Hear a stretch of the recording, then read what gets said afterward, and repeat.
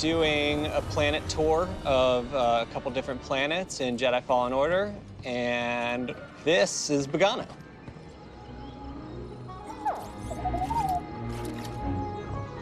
Hey, BD1. I'm Cal. Here on Bogano, I've mostly been working on scripting through like a lot of the moments between Cal and BD1 to showcase the relationship and show how they get to know each other a little bit. Hold on. You know the Jedi? Hold on. Everything we're doing with BD1 and Cal's relationship here isn't just about writing the script for it. It's about like how we represent it in the world. Part of that comes in through our cinematics, but we try to like think about it, you know, from an in-game perspective instead of just like looking at it on a piece of paper. Gameplay first is like a Respawn sort of philosophy, and narrative designers especially, that's really important for us. So we have, you know, like scans and echoes as like ways of telling small stories that are tied into reward mechanisms and gameplay and exploration. And that's, you know, a way of trying to find a balance between how we're telling a story and what your gameplay experience is as well. Bogano's designed as like a measuring stick for the player. It's their first planet that they can retraverse.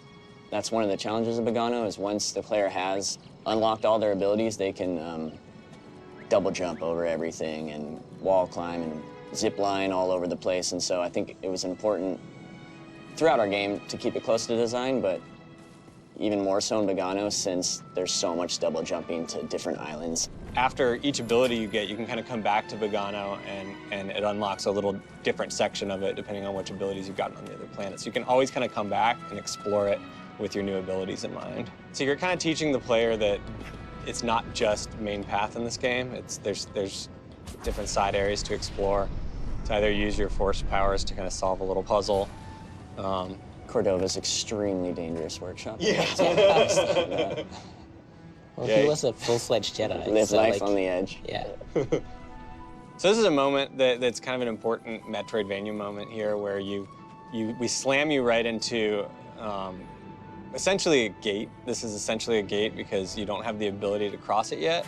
You can tell that the main path goes that way. We lead you right there. That's your goal, the vault, and we frame it, you know, between these rocks here. But the player has no way to cross this gap yet.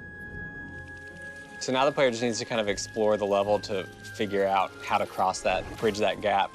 In Bogano, in our initial concept, we kind of had these onioning shapes of rock and striations of kind of like red clay, because the wall runs that we're about to introduce the player to, the kind of the language along the wall runs is we try to do smaller striations on where you can wall run.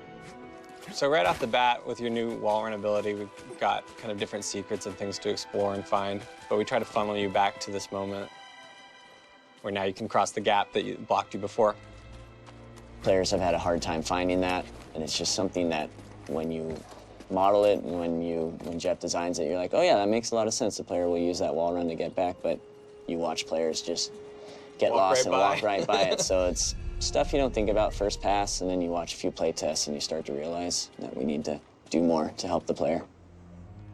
All right, so here we've got the option at this point in the game to choose to go to either Zepho or Dathomir. Here you see we've centered it in Bogano, and we've got these kind of two options where the player can freely choose to go either to Zepho and kind of continue the main path, or deviate a little bit and go to Dathomir.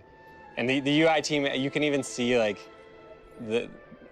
what went into this. Like, they're almost equal choices, but Zepho's slightly closer to the cursor. Like, this is intentional. Like, this sort of thing, you know, there's a lot of thought that goes into this.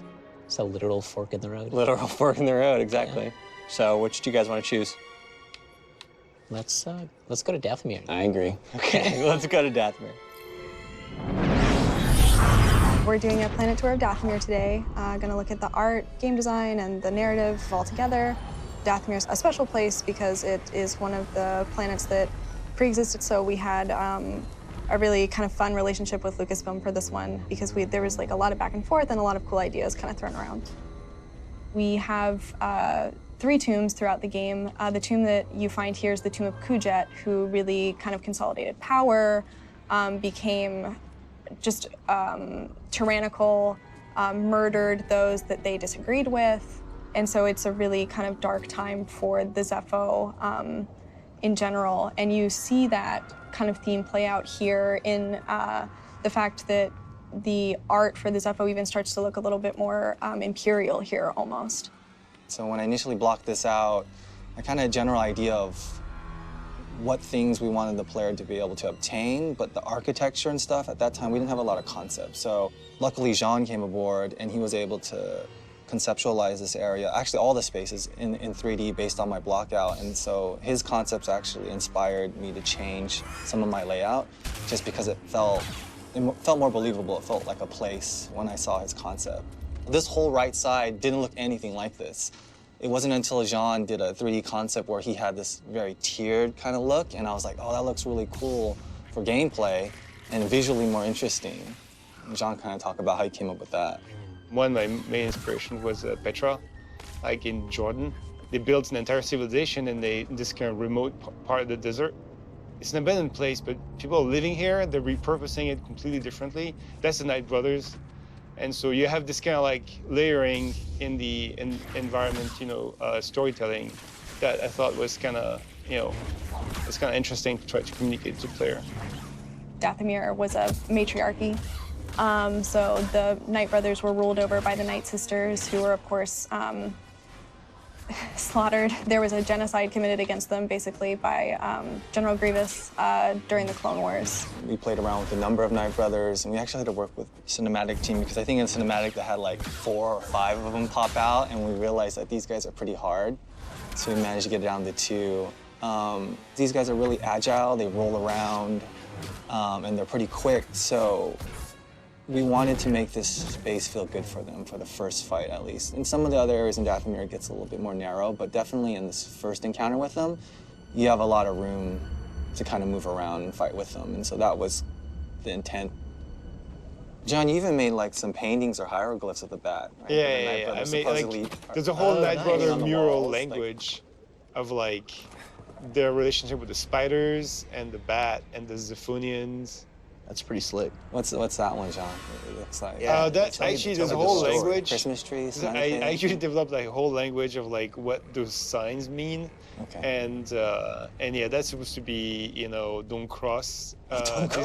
Don't cross this this place. This is basically Knight Brother territory. Okay. Yeah. If you look up, actually, there's like some of those statues. That's a good example of like Knight Brothers. Using whatever parts, scavenging whatever parts of things they can find on the planet, even like some Zepho statue parts, and making their own art with it. That's how they survive.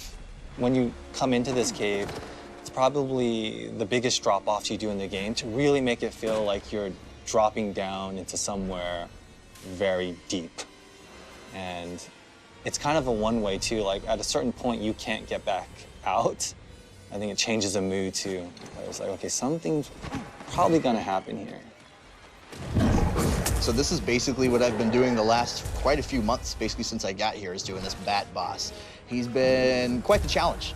He's one of the unique characters in the game, so he actually responds to different body part hits. It's like, I think he's the only guy in the game that currently does that.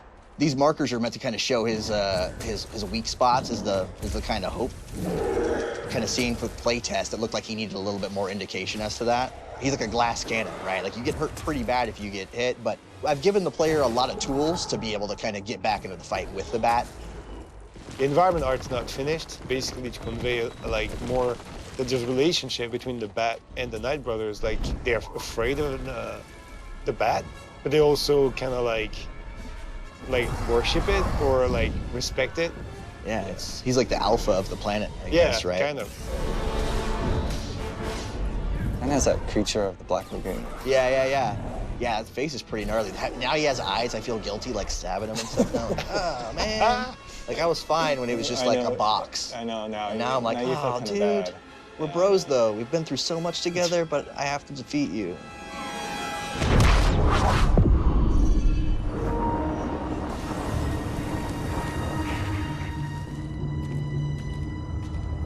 So we're finishing up production on the game right now. We're going to be playing through some of Zepho today. I'm one of the level designers that's been working on this level. We're like not too far out from locking the game so that basically all hands are off except bug fixing. So all the last design work and especially all the last art is getting in right now. Oh yeah. What are these? I think they're called skunkuses. I love these things. They're called poppers, at least internally. And they're just little guys that if you walk into them, oh my God, I'm gonna have to be very careful. I'm not walking into any more of them. I don't have enough health for that. But the skunkuses are little environmental obstacles that the player needs to avoid walking into, which can make normal platforming challenges more interesting. For example, right here, just having to walk around and jump through an area that otherwise would be pretty simple for the player to navigate, but requires them to use a little more thought to make sure that they don't actually get damaged. And here, going down this slide, having to make sure to avoid them while sliding down. When we get the level from level artists, we generally already have some placeholders for where the enemy gonna be. The ones on the slide and the ones on the jump, they've been there for so long. A couple weeks ago, the art finally went in for the actual skunkus, so it was nice to finally see them after three years. The old design version of them was just like a little sphere with two little, eyes. Two eyeballs that were just white and black, big eyeballs. They were hilarious. A lot of the rooms have like the wind-blown patterns all over the walls, just to kind of show the wind that has been happening in here for who knows how long. But this helps like tie all the architecture together and give like a unique look. Shows like it's a really small area with not very long gameplay, but for game development, it's actually take years and many revisions to get to here. I think we probably have to tune down the lighting a little bit more. And I think the floating illuminations will probably we also have have an asset for them. Oh yeah, probably. This is on my list. I'm gonna make it within a week. My specific work here more entails collectibles like scans and echoes. The echoes are a little bit more mysterious, so we're trying to make them have more of an emotional impact. Getting a strange feeling from this one. Ancient Zepho gathered here. I wonder why. So now we're kind of happening upon the other side of this mountain, and then we're kind of revealing this crashed Venator, which is a ship that you will have seen from the landing pad. And it's kind of one of those like gaming cliches that like if you can see it, you can actually go there. But in this case, you can get up close. If you're an exploring player, you can actually go in later. Well, it's one of my favorite parts of Zepho. Just this fight arena around it, the open space, the Martin design, I think is really, really cool. So we've got a small ecology system, and so you'll see as you kind of play through the game, you'll have like multi-faction fights. All these creatures have relationships to one another, so that Skaz is like a prey of this brute, but then you're the bigger threat, so he's going after you right now. Okay, so now Cal is heading towards Kashyyyk. He's kind of got this hint about this Wookiee named Tarful, and that's kind of the next breadcrumb on his journey. Today we're going to be looking at Kashyyyk. We're going to be looking at this second half of this level, seeing the jungle and the kind of beginnings of the origin tree and the Shadowlands, and it was exciting developing it and excited to show you guys. So this was actually a good opportunity for us to show this juxtaposition again of this kind of built Imperial environment with this refinery and the more natural landscape of Kashyyyk that they're just dicing up with all their cutters and exploiting for all its resources. Especially here, coming out onto the vista, really establishes that contrast. Seeing how kind of organic shapes come in contact with the straight and harsh architecture of the Imperial refinery. They're kind of struggling to push back against all this fauna, and they've disturbed the balance of this place. The origin tree is a unique foundation for Kashyyyk. You haven't seen it before, because you're used to seeing the more beach areas, all this stuff. This is kind of a different side of the planet where the origin trees reigns supreme. Its roots stretch across the entire vista, and you feel its impact everywhere. So it's definitely a landmark. You know where to go to. Yeah, and I think especially selling this idea of this source kind of mother tree and all these roots extending into this jungle, showing how that's being severed. If you follow the root system, you'll see how it comes right into contact and is being destroyed by the Empire there. This is the entrance to the Shadowlands, so it's a little bit intimidating, but I mean, you're a Jedi, so nothing really stands in your way. Right. This is the first area that you go through. It's like the interior of one of the routes. Yeah, it was definitely challenging trying to figure out, like, what does the inside of a tray look like? Mainly looked and referenced, like, sandstone cliffs. A little bit of kind of the inside of bones, too. Yeah. The Night Sister has been hunting the player throughout Shadowlands, and as you reach the top of the Shadowlands roots, she chases the player down back to the front of the origin tree.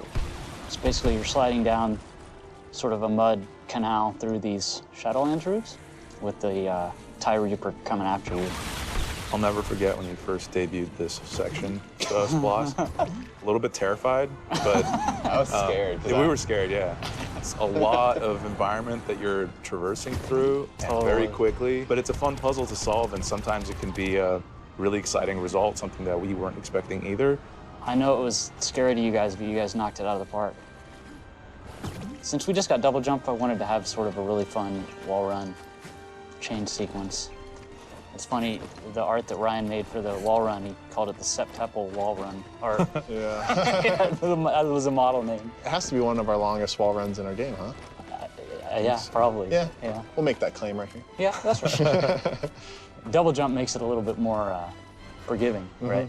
Yeah, because previously we learned double jump right here. Right. And then we decided to bring it down sooner, so now you have the experience of double jumping all over this tree, which I thought was a really good idea. Great on move, Bloss's part. There's a back and forth with the player and a boss that you're trying to capture, like a one-on-one fight. Because a normal AI, their behavior is quite simplistic. They've only got a few mechanics that you need to learn.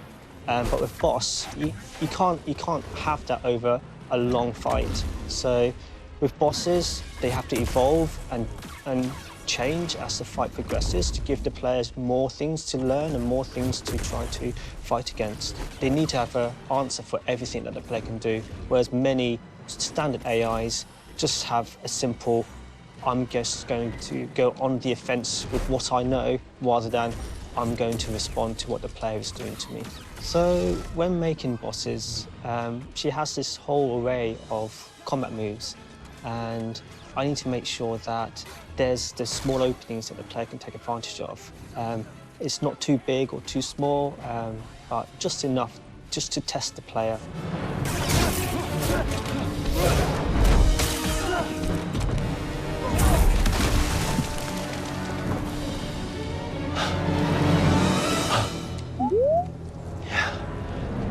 Down an Inquisitor. This was the tour of Kashyyyk. There's more planets to explore, and I hope you continue our adventure in Star Wars Jedi Fallen Order.